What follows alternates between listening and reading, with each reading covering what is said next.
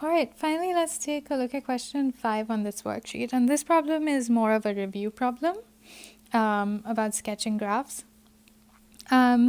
So the first thing I want to keep in mind is what is the domain of this function.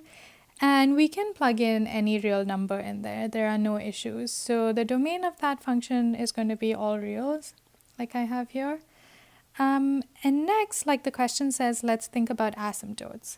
So this function is continuous everywhere, so it's not going to have any vertical asymptotes. To figure out horizontal asymptotes, let's think about the limit as x goes to infinity and negative infinity. So as x is going to infinity, this numerator, the x squared, gets larger and larger, but because of that negative sign, altogether this is getting smaller and smaller, so that's why we get 0. And as x is going to negative infinity, so if x is becoming a larger and larger negative number, the thing is that x squared, because of that square, it's still becoming larger and larger, and together with the negative sign, just, all of this together is becoming a really large negative number. And so when we raise e to that power, it just gets smaller and smaller, right? So it's kind of, it's a little bit, we have to be careful here because of that x square. Even though x itself is becoming a larger and larger negative number, x squared stays positive, and so the limit is still 0. So that tells me that the x-axis is a horizontal asymptote. Next, the question tells us to check out critical points. So for the critical point, we have to figure out the derivative. I use a chain rule and get down to this. And then I want to set the derivative equal to 0. So then I'm getting this expression. We know the e to the minus x squared is always positive, so that could never be 0. And so the only possibility is that x equals 0. So that's our only critical point.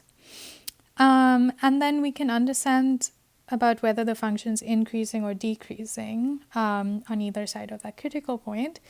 Because when x is less than 0, so when x is negative, we have minus 2 times the negative number times a, so minus 2 times the negative number times a positive number. And so altogether it's going to be positive for x less than 0. And if x is larger than 0, then we're going to have negative 2 times a positive number times a positive number, so altogether that's negative. So we see that the sign of the derivative goes from positive to negative, which means the function itself is going from increasing to decreasing. Next, let's check out inflection points. So I took the second derivative, which means I took the derivative of this guy, and I use a product rule and some chain rule, and then I get minus 2e to the minus x squared and 4x squared e to the minus x squared. So check that you get this. I leave that as an exercise to check that that's the second derivative. But to figure out the inflection points, we have to set that second derivative equal to 0. And solve. So in the process of solving, so I set it equal to 0. And then in order to solve, I pull out some common factors. So I pull out a negative 2 and an e to the minus x squared. And then I'm left with 1 minus 2x squared. And we know that this part of the factorization is never 0. So our only possibility is that 1 minus 2x squared is 0. And setting this factor equal to 0, we get that 2x squared must be equal to 1.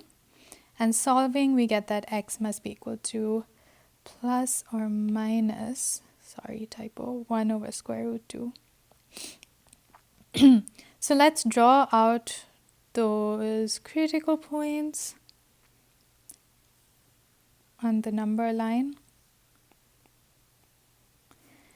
And let's check the sign of the second derivative. So let's start on this side. So if x is less than minus 1 over square root 2, e.g.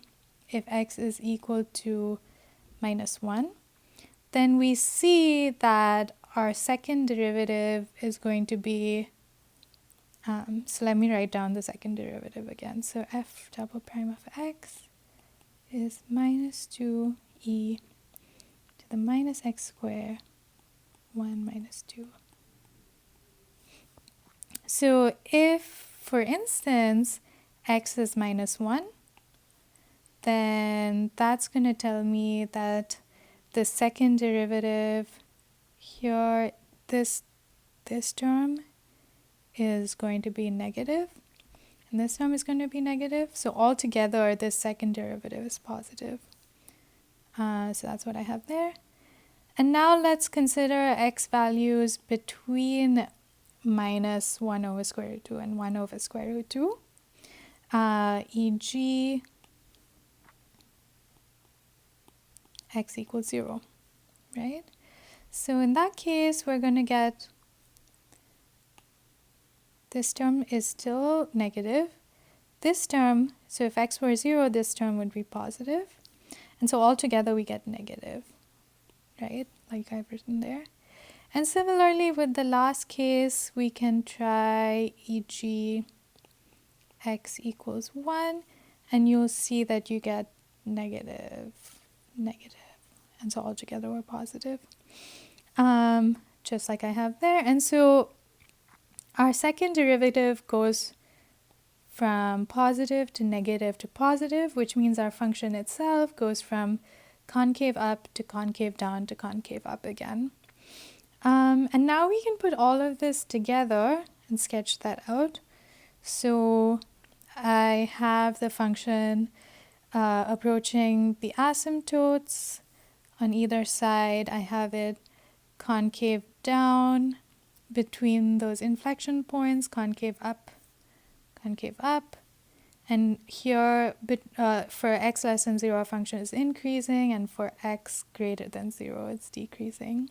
And I've just marked the point at which it crosses the y-axis as +1. So that's it.